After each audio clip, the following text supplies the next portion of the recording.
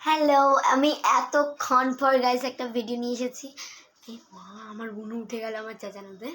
So so আমি আবার বলছি, তো আজকের ভিডিওটা বেসিক্যালি আমি তোমাদেরকে দেখাবো একটা পানিপুরি কিট দিয়ে কত সুন্দর ফুচকা বানানো যায়। তো এটা বাবা কিনে নিয়ে এসেছিলো 120 টাকা দিয়ে, যেখানে আমরা 100 টাকায় অনেকগুলো ফুচকা পাবো। এই দেখো আমি মুখটা চুল কেটেছি আজকে, তখন ঘুমাচ্ছে। এখন আমার চোখটা বন্ধ করে দিবে, ঘুমায় যাবে চুপচাপ, ওকে কিছু না বলে ঘুমায় যায়। দেখো গাইস, আমার দিদি বানায় নিচ্ছে অর্ধেক। এই দেখো panipuri kits kit kit kits না।